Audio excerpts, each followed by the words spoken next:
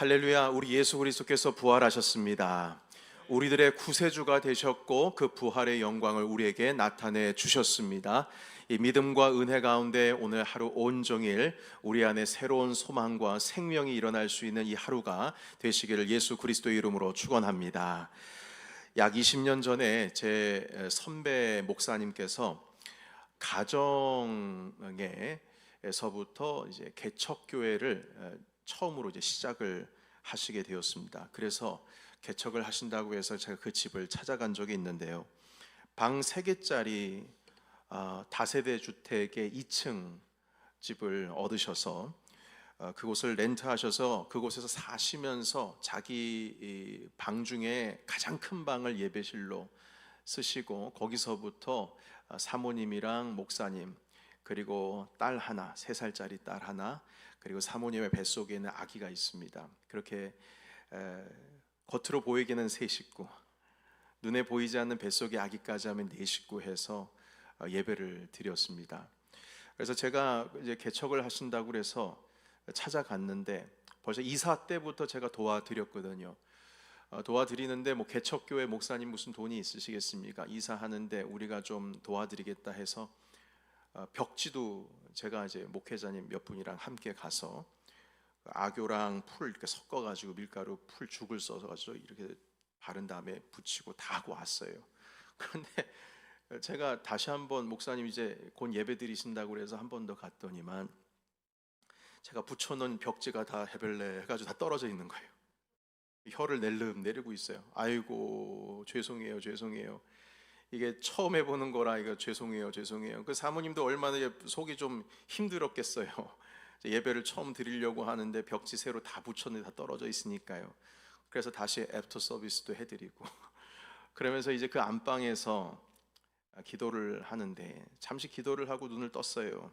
그리고 나서 이렇게 보니까 벽에 플래카드 하나, 현수막이 하나 조그마한 게 이제 걸려 있는데 거기에 그 목사님이랑 사모님이 100일 동안 기도하시기로 작정을 하시고 100일 동안 기도의 제목들이 쭉 이렇게 나열되어져 있는 거예요. 그런데 그 100일 기도의 제목을 이렇게 찬찬히 살펴보니까 가장 먼저 1번의 기도 제목이 무엇이냐면 주님 우리 교회에 넘치는 은혜를 주옵소서. 이것이 1번 기도 제목이었어요. 그러니까 은혜를 달라는 거죠. 제가 그래서 그 선배 목사님께 첫 번째 기도 제목에 대해서 물어봤어요. 목사님, 이 첫 번째 기도 제목이 넘치는 은혜를 달라고 하시네요. 자, 그러자 그 목사님이 저에게 이렇게 말씀하셨습니다. 은혜가 먼저죠. 당연히 은혜가 먼저여야죠. 아까도 말씀을 드렸듯이 당시 목사님 3살짜리 딸 하나 있었고 사모님 뱃속에는 생명이 지금 태어날 날을 기다리고 있는데 대형 교회에서 사역을 참 잘 하시다가 저와 같이 사역을 하고 있었거든요. 이제 제가 그 부교육자가 되고 그 목사님께서 청년부 담당 목사님이셨는데 갑작스럽게 교회를 떠나시고 하나님께 부름 받아서 개척하신다는 거예요. 아니 목사님 잘 하시다 왜 갑자기 개척이십니까? 왜 그러십니까? 주님으로부터 부름 받았다고 해서 시작을 하시는데 빚내서 3개짜리 방 얻고 사례비 나오는 데 없이 한 아이는 3살이고 한 아이는 뱃속에서 자라고 있고 제일 넓은 안방은 예배실로 쓰고 그리고 그 방구석 하나에 성경책이랑 십자가 하나 놓고 예배를 드리고 있는 겁니다. 여러분 어떠십니까? 남 얘기니까 뭐 그러려니 목사님께서 힘쓰시는구나 그러겠지만 여러분 본인 일이라고 하면 이거 정말 막막한 겁니다. 사례비 나오는 데도 없이 뭐 하루 이틀 버티고 한두 달 버티면 괜찮은데 이게 이제 뱃속에 아기까지 있는데 뭐 분유값이나 제대로 될 수가 있을까? 그러니까 100일 동안 기도하는데 얼마나 막막함 가운데 하나님 아버지께 매달리겠어요. 그런데 그 수많은 기도 제목, 주님 앞이 안 보입니다. 성도들을 보내주세요. 재정적으로 부족하지 않게 해주세요. 빨리 교회가 부흥되게 해주세요. 뭐 여러 가지 기도 제목이 있지만 거기에 쓰지 못한 또 마음속에 있는 기도 제목이 얼마나 많았겠어요. 주님 아기가 이제 곧 태어나는데 분유값이라도 좀 어떻게 주님 준비해 주세요. 마련해 주세요. 얼마나 아버지로서 기도 제목이 많았겠습니까? 정말 급한 기도 제목이 많았을 겁니다. 그런데 그 많고 많은 기도의 제목 첫 번째, 그 중에 첫 번째 제목이 무엇이냐면 주님 은혜를 주옵소서. 이게 가장 먼저였어요. 은혜가 먼저였다고요. 그 선배 목사님의 말이에요. 당연히 은혜가 먼저죠, 목사님. 은혜가 내 안에 없으면 돈 많아도 소용이 없죠. 아무리 사람들이 성도들이 이곳에 있다 할지라도, 많이 온다 할지라도 우리 교회에 은혜가 넘치지 않으면 다 소용없는 거 아시잖아요. 하나님의 은혜가 내 안에 충만하면 없어도 기쁘고 부족해도 감사잖아요. 목사님 다 아시잖아요.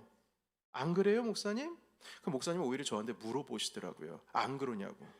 아시잖아요. 오히려 저에게 되물었어요.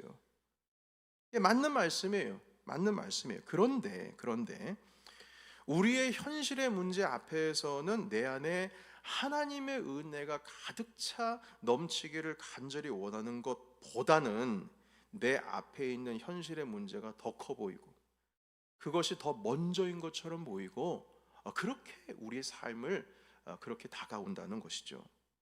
여러분, 사실 우리가 신앙의 자리에서 멀어지거나 예배 자리에서 멀어지거나 우리가 예수님을 믿음에도 불구하고 기쁨이 사라지고 감사가 없는 것, 이 모든 것은요 사실 우리 안에 하나님의 은혜가 말라가고 있기 때문에 그런 겁니다. 이제 그것이 말라가고 있다는 증거예요. 우리 안에 은혜가 충만하면 물론 우리가 부족하고 연약하고 현실의 문제 앞에 우리가 있지만 그 모든 것은 하나님의 은혜가 충만해지게 되면 넘어가게 되는 겁니다. 여러분 믿으십니까? 그래서 여러분 베드로전서 1장 13절에 보시게 되면 사도 베드로께서는 그 어렵고 힘든 현실의 문제 앞에서, 왜냐하면 교회가 핍박을 당하고 있었고 예수 그리스도를 믿는 자들은 다 잡혀나가고 경제 활동도 제대로 하지를 못하고 그런 가운데에서 우리에게 주시는 말씀인 겁니다. 뭐라고 말씀하시냐면 너희는 마음의 허리를 동이고, 이렇게 말씀합니다. 허리동이라는 말은 허리띠 쫄라매라. 여러분 우리가 보통 하는 말 있잖아요. 허리띠 졸라매야 된다. 그러니까 애를 쓰는 것이 허리띠 졸라매는 거예요. 허리띠를 동이고 근신하여서 주님이 나타나실 때에 너에게 주실 무엇을 바랄지어다. 여러분 은혜를 바랄지어다. 온전히 은혜를 바랄지어다. 이 여러분 현실 가운데 어려움들이 아무리 많다 할지라도 하나님 아버지의 크신 은혜를 바라야 된다. 이것이 우리가 가장 첫 번째로 주님 앞에 구해야 될 것이다. 이렇게 베드로 사도께서 우리에게 이 말씀을 통하여 가르쳐주고 있습니다. 여러분 우리 안에 가장 먼저 은혜가 회복되어야 될 줄로 믿습니다. 예수 그리스도께서 그것으로 인해서 이 땅 가운데 오셨고 십자가에서 돌아가셨고 3일 만에 부활하셨습니다. 그래서 예수 그리스도께서 우리의 유일한 소망이 되시는 겁니다. 그런데 주님은 부활하셨는데 저 십자가는 비어있고 무덤도 비어있고 예수님이 우리에게 그 너무나 우리를 사랑하시는 사랑으로서 십자가에 당신의 육신을 던지시고 우리의 죄를 모두 다 씻으시고 그리고 부활하셨는데 여러분 우리의 삶 가운데 여전히 걱정과 근심이 많고요. 주님이 우리의 유일한 소망이 됨에도 불구하고 현실의 문제 가운데서 우리가 쓰러지게 된다면 여러분 예수님 부활하셨다 할지라도 그 부활이 우리랑 상관이 없는 것처럼 살아가고 있는 것입니다. 그래서 오늘 이 시간에 예수님이 부활하셨다라고 하는 것을 형식적으로만 기뻐하고 즐거워하는 것이 아니라 주님의 부활과 함께 여러분들 은혜 가운데 오늘부터 새롭게 되신 주님의 은혜로 충만하시기를 주님의 이름으로 축원합니다. 여러분 사도행전 6장 8절에 보시게 되면 스데반 집사님이 핍박을 받으면서 복음을 전하실 때의 상황을 그려주고 있습니다. 핍박이 있어요. 그런데도 복음을 전했어요. 자, 그런데 다 같이 보실까요? 6장 8절에 있는 말씀을 읽겠습니다. 자, 시작. 스데반이 은혜와 권능이 충만하여 큰 기사와 표적을 민간에 행하니. 아멘. 여러분 여기 9절에 보시면 은혜와 권능이 충만하니 큰 기사, 이게 기적이거든요. 표적, 사인입니다. 기적을 의미합니다. 이게 민간에 행하여서 막 주님의 역사가 이루어지고 있다는 말씀이죠. 자, 그러면 보십시다. 은혜가 먼저입니까? 권능이 먼저입니까? 순서상으로 은혜가 먼저지요. 기적이 먼저입니까? 은혜가 먼저입니까? 은혜가 먼저이죠. 순서로 따지면 여러분 은혜가 먼저예요. 이 말씀이 무슨 뜻이냐면 은혜가 먼저 나타나고 나서 그리고 나서 권능도 그 뒤로 따라오는 겁니다. 그리고 주님의 권능이 따라오고 나서 기적과 이적도 따라오는 거예요. 순서가 그렇다 이 말입니다. 우리의 삶 가운데 진정으로 기적과 같은 놀라운 일이 일어나기를 원한다면 가장 먼저 우리의 삶 속에 주님의 은혜가 가장 먼저 충만해야 될 줄로 믿습니다. 그 은혜가 먼저 되어야 주님의 권능도 따라오고 이적과 기사도 따라오는 겁니다. 저는 다른 성경 구절도 찾아봤어요. 이 은혜라고 하는 것을 공부했다 이 말입니다. 이 주님의 은혜가 있는 곳에 뭐 여러 가지 따라올 텐데 그렇다면 은혜 말고 다른 곳에 혹시 은혜보다 먼저 되는 것이 있을까? 은혜보다 먼저 오는 것이 있을까 해서 성경을 찾아봤는데요. 놀라운 것은 항상 은혜가 먼저 일어나고 나서 그 다음에 다른 표현들이 등장을 해요. 사무엘하 2장 6절에 있는 말씀 읽어볼까요? 같이 읽습니다. 시작. 너희가 이 일을 하였으니 이제 여호와께서 은혜와 진리로 너희에게 베푸시기를 원하고 나도 이 선한 일을 너희에게 갚으리니 아멘. 여러분 여기도 보시게 되면 은혜가 먼저입니까? 진리가 먼저입니까? 은혜가 먼저예요. 내 안에 은혜가 들어와야 진리도 내 안에 진리가 되는 거지. 내 안에 은혜가 없으면 아무리 진리라고 외친다 할지라도 진리가 내 안에 진리가 되지를 못해요. 유일한 진리가 되지를 못한다는 겁니다. 내 안에 하나님의 은혜가 있어야 주의 말씀도 내 안에서 말씀이 되는 거지. 주님의 은혜가 내 안에 없으면 아무리 말씀이 풍성해도 그 말씀이 내 안에서 진리가 되지를 못한다는 거죠. 한 구절 더 보겠습니다. 시편 116편 5절 말씀 같이 읽습니다. 시작. 여호와는 은혜로우시며 의로우시며 우리 하나님은 긍휼이 많으시도다. 아멘. 여러분 이 말씀도 보면 공의, 의로움, righteousness, 공의가 먼저입니까? 은혜가 먼저입니까? 은혜가 먼저예요. 순서상으로 긍휼이 먼저입니까? 은혜가 먼저입니까? 은혜가 먼저예요. 은혜가 있어야 주님께서 우리를 불쌍히 여기시는 것도 따라오는 것이요, 우리의 삶 가운데 주님의 은혜로 충만할 때에 공의와 정의도 그 뒤로 따라오는 겁니다. 신약의 말씀으로 가볼까요? 로마서 1장 7절에 있는 말씀 함께 읽습니다. 시작. 로마에서 하나님의 사랑하심을 받고 성도로 보심을 받은 모든 자에게 하나님 우리 아버지와 주 예수 그리스도로부터 은혜와 평강이 있기를 원하노라. 아멘. 평강이 먼저입니까? 은혜가 먼저입니까? 은혜가 먼저예요. 은혜가 내 안에 충만해야 그 뒤로 주님의 평강, 샬롬도 함께 오는 겁니다. 샬롬이 오고 나서 은혜가 오는 게 아니에요. 주의 은혜가 오고 나서 샬롬이 옵니다. 한 구절만 더 봅니다. 디모데전서 1장 2절입니다. 1장 2절 시작. 믿음 안에서 참 아들 된 디모데에게 편지하노니 하나님 아버지와 그리스도 예수 우리 주께로부터 은혜와 긍휼과 평강이 내게 있을지어다. 아멘. 여러분 정말 은혜입니다. 제가 성경을 다 뒤져봤어요. 은혜 먼저 나오는 혹시 단어가 있나? 긍휼이 먼저 나오는 곳이 있나? 자비가 먼저 나오는 곳이 있나? 평강이 먼저 나오는 곳이 있나? 공의가 먼저 나오는 곳이 있나? 아니에요. 여러 가지 단어들이 질비하면 은혜가 가장 먼저 등장해요. 은혜가 먼저 와야 사랑도 오는 것이고 긍휼도 따라오는 것이고 평강도 따라오고 권능도 따라오고 은혜가 먼저 있어야 기적도 따라오는 겁니다. 그래서 우리의 삶 속에서는 가장 먼저 무엇보다도 주님의 은혜가 충만해야 되는 줄로 믿습니다. 여러분 그런데 우리가 많은 분들 이 은혜가 사라져가요. 사라지니까 그 뒤에 따라올 것들이 못 따라와요. 주님의 자비가 우리에게 따라오고 주의 사랑과 기적과 큰 권능과 내가 하나님께 기도하는 그 모든 것들이 주님의 은혜 가운데 이루어져야 되는데 내 안에 갈급함이 없고 내 안에 예배의 기쁨이 사라지고 내 안에 불편한 것들이 많이 있을 때 결국에는 은혜가 우리의 삶 가운데 메말라 버리는 겁니다. 1900년대 초에 있었던 일입니다. 중국에서 있었던 일인데요. 그때 당시 중국에 믿는 사람들이 많았습니까? 없었죠. 그런데 중국에 한 중국인 목사님이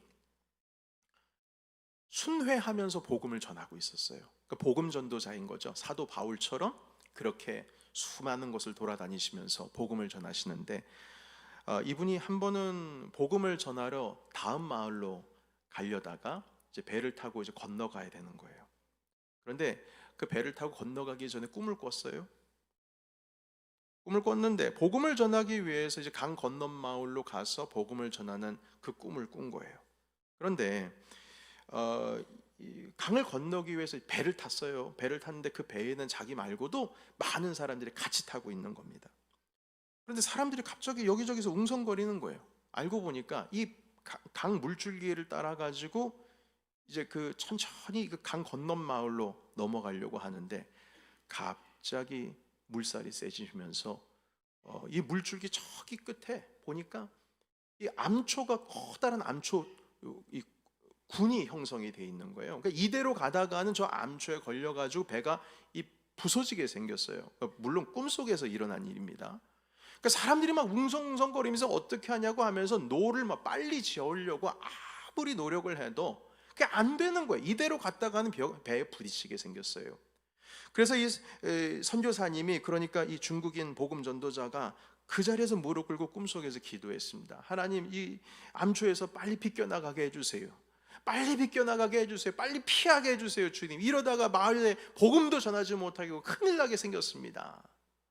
하나님 아버지께 막 부르짖는데 기도 중에 갑자기 여기저기에서 사람들이 환호성을 지르면서 와 그러는 거예요. 기쁨의 환성이 부르는 것입니다.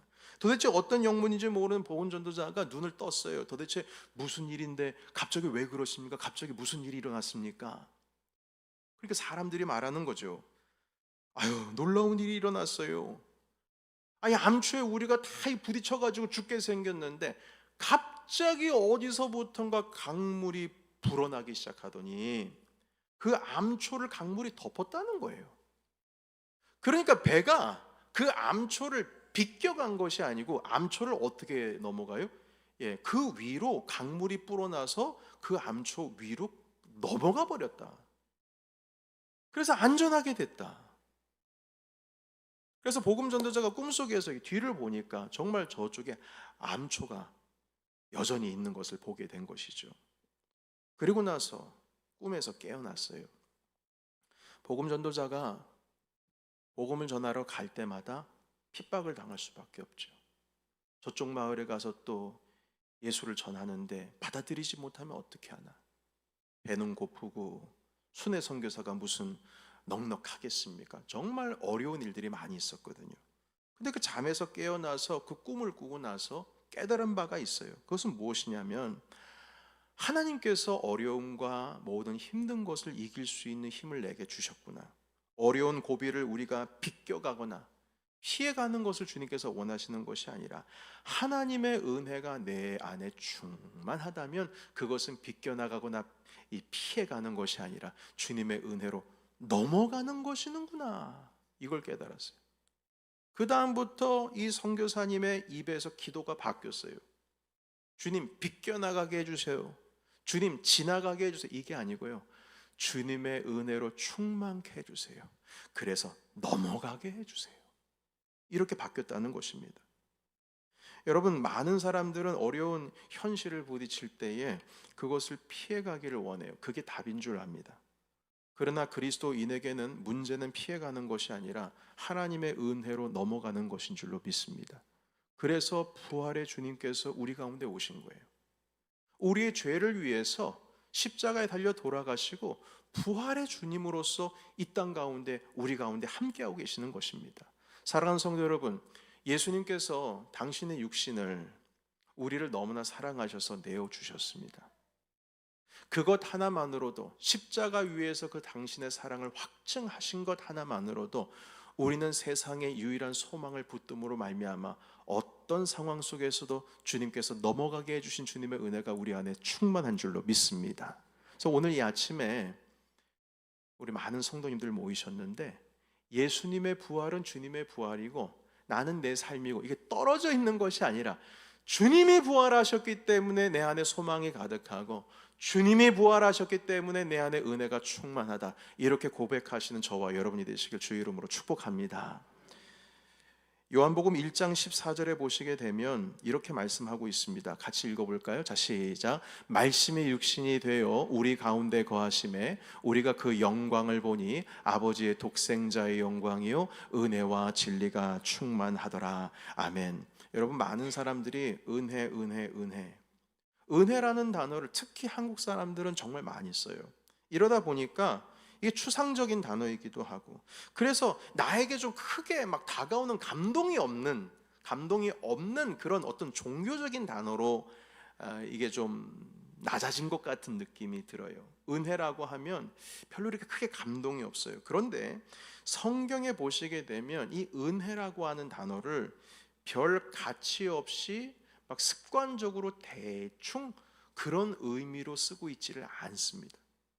엄청난 가치로 이 은혜라고 하는 단어를 쓰고 있어요. 오늘 1장 14절에 보시면 이것이 바로 예수님께서 이 땅 가운데 오실 때의 그 모습을 나타내고 있는 것이거든요. 여기서의 말씀이라고 하는 것은 예수님을 의미해요. 그 예수님이 육신이 되어 우리 가운데 거하심에 우리가 그 영광을 보니 아버지의 독생자의 영광이요 뭐가 충만하다고요? 은혜와 진리가 충만하더라. 예수님은 태어나실 때 아무것도 입고 태어나지 않으셨어요. 인간이 태어나는 모습 그대로 그냥 벌거숭이로 태어나셨어요. 아무런 힘이 없어요. 권세가 없어요. 그냥 아기예요. 하늘 보자 버리시고 인간의 옷을 입고 이 땅 가운데 나오셨어요. 태어나셔가지고 보니까 입을 것도 없고 그냥 강보에 쌓여가지고 누울 것도 없어가지고 말구에 누웠는데 말구유가 뭡니까? 여물통이에요. 여물통. 여물통에 누워졌다고요? 아무것도 없었어요. 가난한 가정 가운데 아무것도 없이 태어나셨어요. 그런데 아무것도 없지 않았어요. 주님 앞에 하나는 있었어요. 그것은 무엇이냐? 뭐라고 말씀하시면 하나님의 은혜가 그 안에 충만했다라고 말씀하고 있어요. 그러니까 성경은 이걸 보여주고 싶은 거예요. 예수님은 아무것도 없어도 괜찮다. 왜냐? 아버지의 은혜로 충만하니까. 우리의 삶 가운데의 이 모습이 주님께서 보여주기를 원하신 겁니다.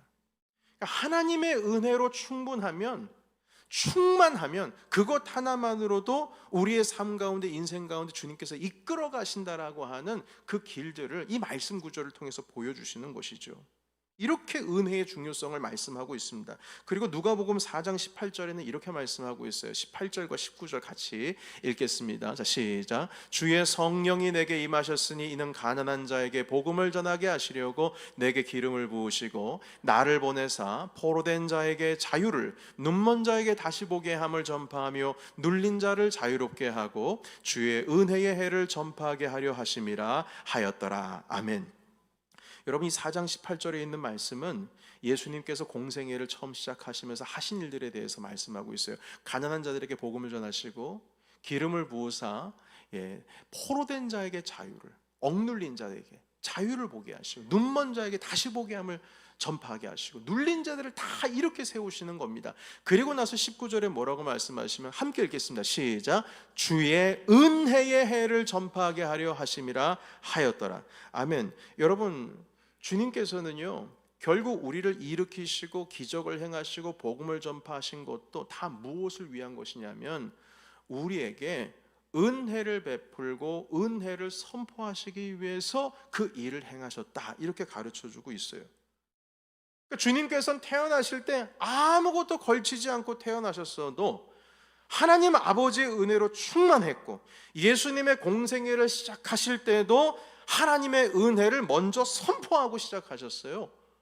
그럼 이보다 더 큰 것이 무엇이 있으며 이보다 더 큰 복이 어디 있습니까? 그래서 성경은 하나님의 은혜가 가장 중요하다라고 하는 것을 우리에게 보여주고 있는 것입니다. 여러분, 지난 우리가 100일 동안 기도 대행진을 진행하고 있었는데 이 기도대행진이라고 하는 것은 문제를 피해가려고 기도대행진을 한 게 아닙니다. 우리는 지금 바쁜 이민자의 생활 속에서도 문제를 피해가기 위해서 대행진을 한 것이 아니라 우리 안에 은혜가 충만하게 하기 위해서 이 기도를 시작했다는 것입니다. 그래서부터 여러분, 우리가 은혜를 간절히 구할 때 그 이후부터 기적도 따라오고 권능도 따라오고 주님께서 우리 가운데 충만케 하시는 모든 공급하시는 것들이 따라온다는 것입니다. 그 은혜 때문에 우리에게 있는 문제도 비껴가고 피해가는 것이 아니라 넘어가게 된다는 것이죠. 그런데 우리는 이 은혜를 찾으려고 하지 않고 자꾸 다른 곳으로 눈을 돌립니다. 우리 이민 생활 속에서 가장 먼저 현실의 문제가 더 앞서는 것 같기 때문에 예배 자리를 잠깐 떠나기도 하고 잠시 주님과 거리를 두기도 합니다. 때로는 상처라는 이유 때문에 그 상처로부터 벗어나기 위해서 잠시 신앙의 자리를 피해 있을 때도 있다는 겁니다. 그러나 아무리 이런 많은 현실의 문제들이 우리 눈앞에 있다 할지라도 가장 큰 문제 중에 문제는 내 안에 충만하게 하신 예수 그리스도의 은혜로 말미암아 그 문제는 넘어가야 되는 문제인 줄로 믿습니다. 여러분, 그래서 이 시간 하나님의 은혜를 쫓아가는 우리가 되면 좋겠습니다. 예수님의 부활하심이 그냥 주님 부활하셨구나가 아니라 주님께서 나를 위해서 돌아가시고 부활하셨구나. 그래서 이제는 내 현실의 문제를 쫓아가는 것이 아니라 내 안에 충만케 하시는 하나님의 은혜를, 오늘 베드로전서에 있는 말씀처럼 허리를 동이고 주님의 은혜를 바라시는 우리 모두가 되시기를 주님의 이름으로 축원합니다. 한 가지 더 말씀을 드리겠습니다. 1900년도 중반, 한 1950, 60년도에 있었던 일입니다. 어느 깊은 산골에 상수라고 하는 이름의 아이가 살고 있었어요. 실제로 있었던 일입니다. 어느 날 이 아이가 큰 아버지로부터 고무신 한 켤레를 선물로 받았어요. 난생 처음 받아본 새 고무신입니다. 그때 당시 이제 전쟁 막 끝나고 나서 고무신도 귀할 때였죠. 너무나 아까워가지고 이 고무신을 들고 다녔어요. 신고 다니지 않고 들고 다녔어요. 맨발로, 강원도 산골 골짜기에서 맨발로 그걸 들고 다녔어요. 어느 날 상수가 낯선 개울가에서 고무신을 씻다가 그러면 한 짝을 놓쳐버렸습니다. 근데 그때따라 그날따라 이 개울 물가가 너무 빨라가지고요, 그 물살을 따라서 이 고무신이 흘러가는데 이걸 잡으려고 막 쫓아가는데 안 잡히는 거예요. 결국 고무신 찾으려고 이 개울 물가를 끊임없이 계속 따라가는 겁니다. 내려가는데 해가 이제 지려고 하는데도 그 고무신을 찾아야 되겠다는 일념으로 계속 개울가를 따라가고 있어요. 결국 해가 져버렸어요. 어두워졌습니다. 이 아이가 이게 나에게 유일한 소망과 같은 이 고무신, 이거 어떻게 하나, 이거 없으면 안 되는데 하면서 막 울면서 집으로 돌아가려고 하는데 안타까운 것은 집으로 돌아가는 길을 잃어버렸어요. 밤새 어디가 동쪽이고 어디가 북쪽이고 어디가 남쪽인지도 모르고 헤매고 다니다가 결국 그 아이는 그 길로 집으로 돌아오지를 못하게 됐습니다. 뭐 그때는 무슨 전화기가 있습니까? 뭐가 있습니까? 아무것도 없을 때였는데요. 고무신 한 짝 때문에 졸지에 고아가 돼버렸습니다. 약 한 4, 50년이 지나고 나서 온갖 고생을 하다가 시간이 그만큼 지나고 이제 노인이 돼가지고 TV 가족 찾기 프로그램에 출연했어요. 마침 그때 그 프로그램을 보는 그 상수라는 아이의 형님이 그 TV를 보고 있다가 동생을 알아본 거예요. 그래서 방송국에 전화를 해서 결국 가족을 다 찾게 되었습니다. 그런데 이미 때는 늦었어요. 어머니는 이 자기를 잃고 나서 얼마 안 되어서 너무나 상심이 크셔가지고요, 돌아가셨고요. 아버지는 50년 만에 아들 만났는데 이미 치매를 걸리셔가지고 자기 아들을 못 알아보고 계시는 거예요. 여러분, 얼마나 안타깝고 허무합니까? 고무신 한 짝 때문에 이산가족이 되었다고요. 고무신 한 짝 때문에 잃어버리면 안 되는 그 소중한 것을 잃어버렸다고요. 여러분, 우리 인생도 이럴 수 있다는 생각을 해봅니다.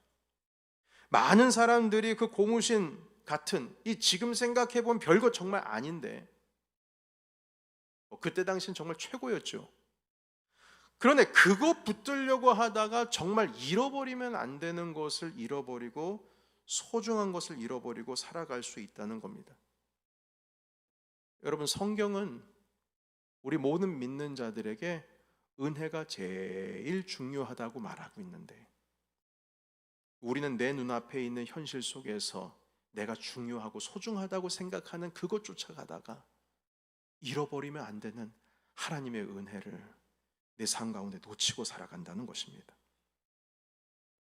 지금 당장 눈앞에 있는 것을 쫓아가다가 정말 소중한 것 잃어버리는 것이죠. 사람들은 생각합니다. 나는 세상에서 가장 소중한 게 뭔 줄 알아. 지금 내가 쫓아가고 있는 그거야. 이렇게 소중한 것이 무엇인지 안다고 생각하지만 실제로 많은 사람들은 그렇지 못합니다. 그 상수라는 아이는 그때 당시에 이 고무신이 세상에서 가장 소중한 것이라고 생각을 했어요. 결국에는 그것이 틀린 겁니다. 여러분, 우리에게 정말 필요한 것은 내 현실의 문제 가운데서 나를 편안케 해줄, 내 손에 잡히는 그리스도 외에 다른 수많은 옵션들이 아니라 우리의 삶 속에서 가장 필요한 것은 우리를 인도하시는 주 예수 그리스도의 십자가의 은혜인 줄로 믿습니다. 오늘 이 시간 부활절을 맞이해서 예수 그리스도의 이 부활의 은혜가 여러분들의 삶 가운데 가득하시기를 주의 이름으로 축원합니다. 그래서 오늘 이 시간에 모이신 모든 분들이 전 제 마음에 소망하는 것은 이 하나님의 은혜를 다시금 되찾았으면 좋겠어요. 이 은혜를 다른 곳에 빼앗기지 마세요. 이 은혜의 강물이 내 삶 속에서 메말라가는 것을 내버려 두지 마십시오. 오늘 이 생명의 물줄기가 있는 주님의 몸된 교회에서 우리 이 말씀을 통해서 여러분들 안에 다시금 새롭게 하신 하나님의 은혜의 강물이 흘러가기를 원하고, 그것을 통해서 여러분들 안에 다시금 주님께서 베풀어 주신 은혜가 살아날 수 있는 이 귀한 아침, 귀한 하루가 되시기를 예수 그리스도의 이름으로 축원합니다.